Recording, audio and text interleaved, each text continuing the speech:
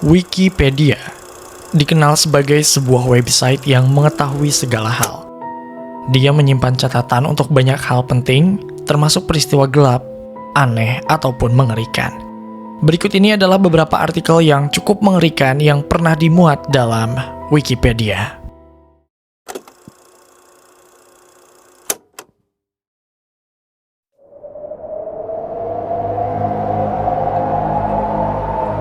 Pada Februari 1885, salju turun lebat saat tengah malam ketika warga di kota Devon, Inggris, sedang tertidur lelap.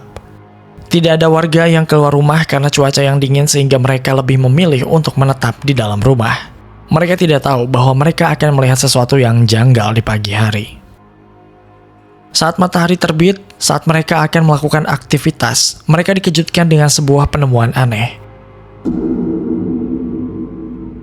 Di jalanan yang sudah berselimutkan salju, mereka menemukan jejak kaki yang cukup aneh. Jejak kaki ini bukan jejak kaki manusia karena bentuknya seperti huruf U yang terbalik, lebih mirip seperti tapal kuda. Namun, banyak dari mereka yang melihatnya juga lebih seperti jejak kaki kambing. Pada awalnya, jejak kaki ini tidak terlalu menarik perhatian, mungkin hanya jejak kaki hewan biasa.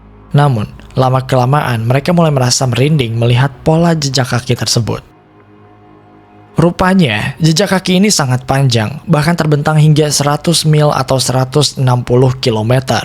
Kalau di sini, seperti jalan kaki dari Jakarta hingga ke Bandung.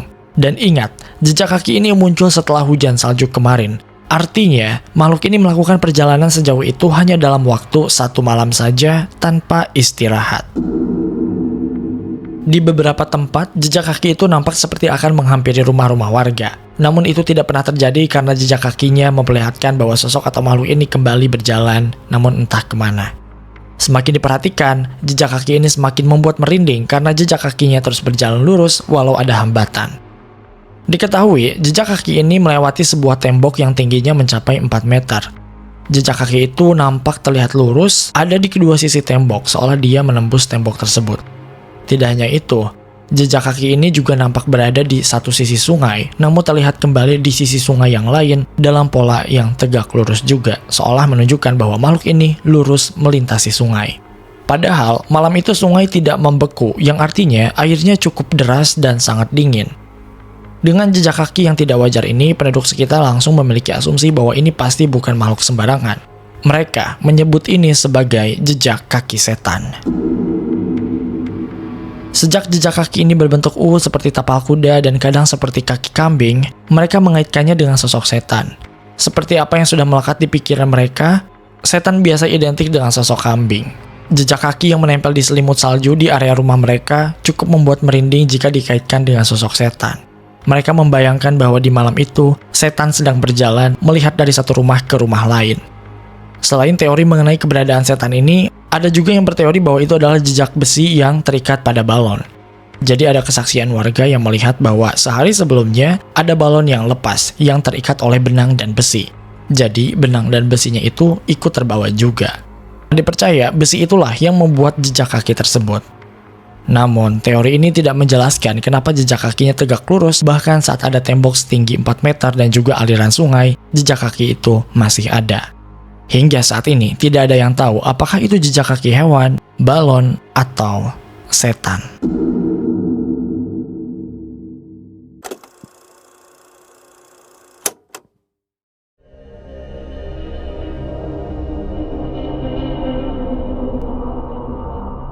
Di musim panas tahun 1518, di kota Strasbourg, Prancis, sebuah peristiwa ganjil mulai mengusik kewarasan warganya. Bukan karena perang, bukan pula karena wabah yang kasat mata, melainkan sesuatu yang jauh lebih sulit dijelaskan. Seorang perempuan yang dalam catatan sejarah dikenal sebagai Frau Trophy, tiba-tiba menari di tengah jalan. Tidak ada musik, tidak ada perayaan, namun tubuhnya bergerak tanpa henti, seolah dikendalikan oleh kekuatan yang tidak terlihat. Hari pertama berlalu, lalu hari kedua, dan dia belum juga berhenti. Gerakannya bukan tarian yang indah, melainkan kejang ritmis yang memaksa. Warga mulai berkumpul, sebagian bingung, sebagian lagi menganggapnya kerasukan. Namun keanehan itu tidak berhenti pada satu orang. Dalam hitungan hari, puluhan warga mulai melakukan hal yang sama. Mereka menari tanpa alasan, tanpa kendali. Dan yang paling mengerikan, mereka tidak mampu berhenti. Catatan kota menyebutkan bahwa jumlah penari terus bertambah hingga ratusan orang. Otoritas tempat, alih-alih menghentikan fenomena ini, justru mengambil keputusan yang kini terasa hampir tidak masuk akal. Mereka menyediakan panggung dan memanggil musisi dengan keyakinan bahwa para penari ini harus dibiarkan menari hingga mereka sembuh. Maka, di bawah terik matahari musim panas, musik dimainkan dan orang-orang terus menari siang dan malam hingga tubuh mereka menyerah. Beberapa di antara mereka pingsan, sebagian mengalami kelelahan ekstrim, dan ada pula yang menurut laporan meninggal akibat serangan jantung, stroke, atau kehabisan tenaga. Peristiwa yang kemudian dikenal sebagai wabah menari 1518 ini hingga kini belum memiliki jawaban tunggal. Ada yang menyebutnya sebagai histeria massal, manifestasi tekanan psikologis kolektif di tengah masa sulit. Ada pula teori yang mengaitkannya dengan racun jamur ergot pada gandum yang dapat memicu halusinasi. Namun, tak satupun penjelasan mampu sepenuhnya merangkum keanehan yang terjadi. Yang membuatnya begitu merinding bukan hanya jumlah korbannya, tetapi kenyataan bahwa semua ini benar-benar tercatat oleh saksi mata, oleh dokter, oleh pejabat kota. Ini bukan legenda, bukan pula dongeng gelap dari masa lalu. Ini adalah momen dalam sejarah ketika realitas seolah retak, dan manusia, untuk alasan yang tidak pernah benar-benar kita pahami, menari hingga ajal menjemput.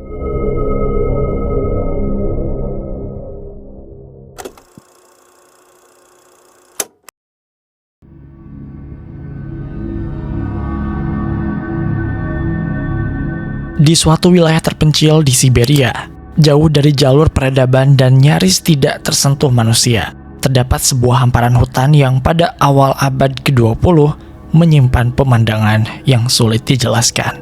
Pepohonan tinggi yang seharusnya berdiri kokoh ditemukan roboh dalam jumlah yang tidak masuk akal. Mereka semua tumbang secara serempak, membentuk pola lingkaran yang nyaris sempurna. Batang-batangnya patah seolah didorong oleh kekuatan yang datang dari satu titik pusat. Tercatat, ada sekitar 2000 km persegi hutan, kurang lebih seluas kota yang besar, rata dengan tanah. Diperkirakan ada 80 juta pohon yang tumbang. Namun anehnya, titik itu sendiri justru tampak kosong.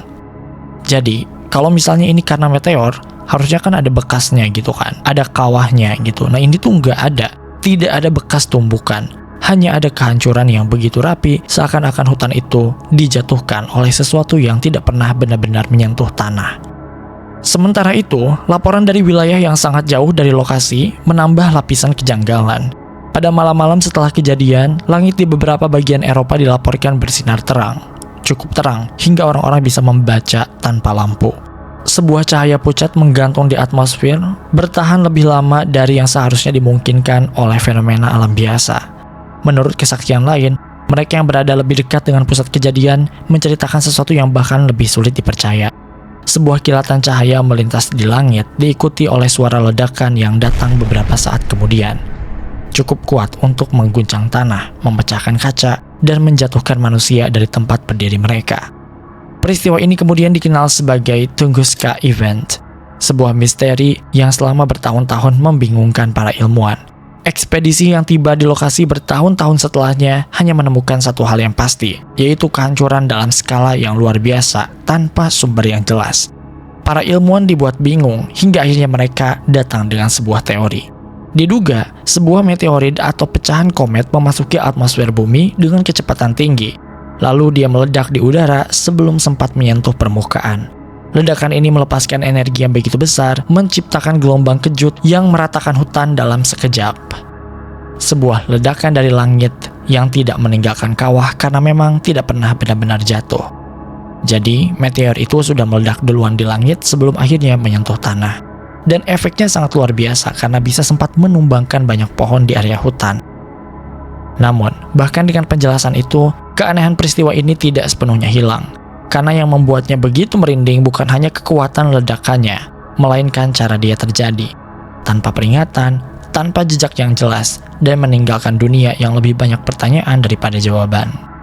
Namun ini hanyalah sebuah spekulasi, karena kejadian aslinya masih menjadi misteri. Kira-kira menurut kalian apa yang sebenarnya terjadi? Komen di bawah.